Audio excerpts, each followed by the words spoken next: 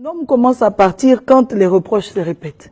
Quand un homme vous fait des reproches de façon répétée à vous en tant que femme, sachez que l'homme a déjà commencé à partir. Quand il se plaint de votre hygiène, quand il se plaint de votre façon de gérer l'argent, quand il se plaint de votre caractère, quand il se plaint de votre façon de tenir la maison, quand il se plaint des heures auxquelles vous partez, vous rentrez, quand il se plaint de la cuisine, quand il se plaint de ce que vous durez trop à l'église et que vous passez moins de temps à la maison, quand il se plaint donc de la façon dont vous vous habillez, de l'éclat qui a baissé, quand il se plaint de la forme, quand il se plaint de toutes ces choses, sachez qu'il a déjà commencé à partir. Bien des fois, on ne se rend pas compte. On se dit, il parle trop, il se plaint trop, il est trop exigeant. Mais dans chaque exigence se cache réellement la faiblesse d'un homme. Mais il y a plusieurs façons aussi de partir, Pasteur Im. Il y a partir en partant physiquement, et il y a partir en étant là, mais n'étant plus là. C'est-à-dire qu'il est là, mais son cœur, son esprit, ses sentiments, ses plaisirs, ses joies sont ailleurs. Et bien des fois, justement, c'est ça qui est difficile. Parce qu'on le voit là, mais on ne l'a plus. Il est devenu un peu comme insaisissable. Il est là juste de corps. Mais à l'intérieur de lui, tout ce qu'il y a qui le fait, en réalité, est déjà parti. Voilà. Et donc, les circonstances de départ sont souvent liées à des malaises. L'homme n'est plus à l'aise par rapport à une mauvaise sexualité. Il y a aussi ça. La sexualité est devenue fade, c'est devenu maintenant quelque chose de monotone. Il n'y a plus de plaisir dans le visuel parce que quand on parle de sexualité, avant qu'elle ne soit un échange, elle est d'abord visuelle, elle est donc verbale. Et il n'y a plus rien de bon qui passe. Il y a plus d'attirance. Il n'y a plus de bons mots.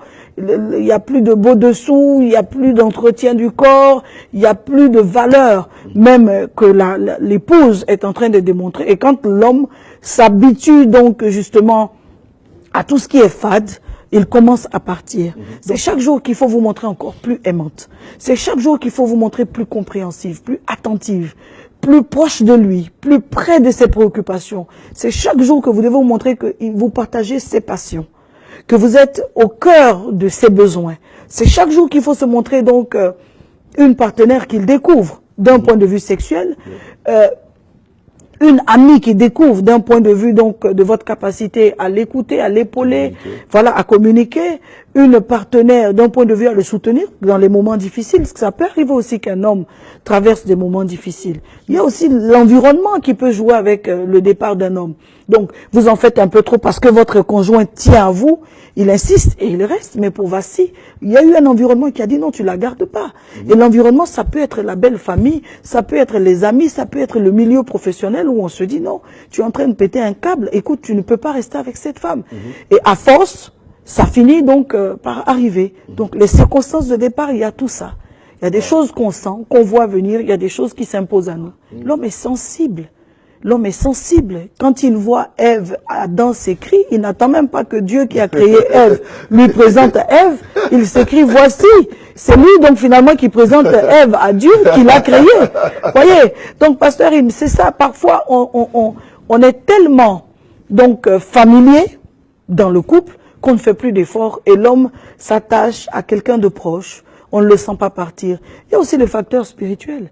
Un homme peut être envoûté par une autre femme. Un homme peut être séduit. Quand vous ne séduisez plus votre mari, quand vous n'êtes plus en train de lui plaire dans certains aspects, dites-vous qu'il est disponible et disposé à être séduit par une autre femme. Une femme doit plaire en tout temps et en toutes circonstances. Donc vous qui m'écoutez, évitez que la chose ne se détériore jusqu'à un certain niveau. Il faut aussi éviter trop d'ingérence. Écoutez, ramener un homme à la maison, il y a aussi beaucoup d'humilité. Beaucoup d'humilité de la femme. Parfois, les femmes sont orgueilleuses. Mais en fait, dites-moi, vous êtes orgueilleuse, pourquoi? Quel est le problème qui vous rend aussi orgueilleuse, madame? Même que vous ayez un salaire, même que maintenant vous ayez donc un bulletin de salaire, même maintenant que vous ayez les moyens, même que vous ayez commencé à construire une maison, même que vous ayez des économies jusqu'à un certain niveau, même que vous portiez des sacs de valeur. Dites-moi, la question, c'est pourquoi est-ce que vous vous sentez obligé de défier votre homme? Beaucoup de femmes sont irresponsables. Donc, dès l'instant qu'il y a des problèmes, plutôt que de chercher les solutions, donc elles passent leur vie au téléphone à raconter aux femmes des amis de leur mari, aux amis de leur mari, à chercher des gens pour régler le problème à leur propre place. Donc quand elle essaie avec les amis que ça ne passe plus, elle essaie maintenant avec les pasteurs. Elle va dans une église, elle raconte toute sa vie là-bas. Et quand ça ne marche pas, alors c'est le pasteur ou l'église qui n'est pas bien. Elle se déplace, aller dans une autre église. Et d'église en église, et donc toute la ville a la vie de ton mari. Alors la chose que tu dois savoir, ça dégoûte. Les choses que ton mari te reprochait, pour lesquelles il est en train de partir, il faut abandonner ça. Ensuite, la chose, quand l'homme s'attache déjà à une autre femme, il faut avoir le courage d'observer cette femme. Les femmes sont bien des fois peureuses. Pasteur, il faut observer cette femme et trouver quelle peut être la raison pour laquelle mon mari à moi peut être en train de vouloir s'attacher à cette femme. Il y a forcément... on a cette attitude de femme. Oh, elle vaut rien, elle n'est pas belle. Oui, elle n'est pas belle, mais il est en train de s'attacher à elle. C'est ça.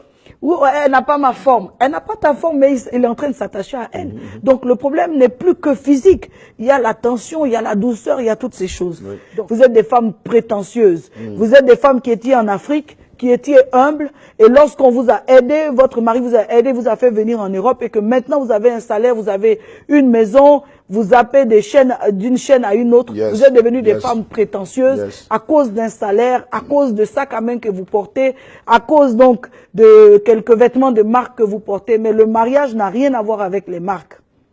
Le mariage a à voir avec le caractère. Le mariage a à voir avec la maturité, avec la sagesse de la femme. Le mariage a à voir aussi avec la consécration de la femme à Dieu.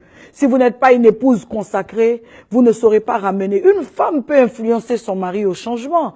Une femme peut emmener un homme qui était frivole à devenir un homme posé. Une femme peut emmener un homme qui était porté sur l'extérieur et tout le temps dehors à devenir un homme qui aime son intérieur. Mais donc, il faut refaire l'atmosphère de l'intérieur. Il faut recréer cette atmosphère. Rendez-vous aimante. Arrêtez de trop vous plaindre. Arrêtez de trop parler. Ce n'est pas tout qu'on parle par ici. Il y a des choses qu'on parle par le genou. On met le genou par terre et Dieu travaille par là. Et c'est pas tout. Vous savez, quand il y a trop de plaintes, un homme finit par en avoir marre. Il sort, il revient vous parler. Alors, vous avez parlé depuis un an que vous parlez, ça ne change pas. Ça veut dire que la solution n'est pas là. Il faut changer maintenant donc des solutions. Arrêtez de parler et chercher la solution ailleurs. Pour votre édification spirituelle, suivez des puissants témoignages, des puissantes prédications, des puissantes prières en live, des émissions chrétiennes, des clips top gospel. Abonnez-vous dès maintenant sur notre nouveau compte YouTube Casarema Satellite. La Bible dit que vous devez vous entretenir par des psaumes, des hymnes, des cantiques spirituels, chantant et célébrant de tout votre cœur les louanges du Seigneur. Dès à présent, abonnez-vous sur notre chaîne YouTube Casarema Satellite 2. Vous serez alerté en temps et en heure de chaque nouvelle vidéo. C'est très simple. En un clic, vous êtes abonné. Sa bonté est insondable. Sa fidélité. Pour recevoir toutes nos vidéos en temps et en heure sur vos téléphones portables, tablettes, ordinateurs, n'hésitez pas de faire sonner la cloche de notification. Ainsi, vous serez informé en temps réel sur toutes nos publications. Et vous ne raterez aucune de nos vidéos. Casarema, le canal qui te transmet la vie. Casarema, la chaîne qui t'emmène dans la présence de Dieu. Alors, abonnez-vous massivement. Sa bienveillance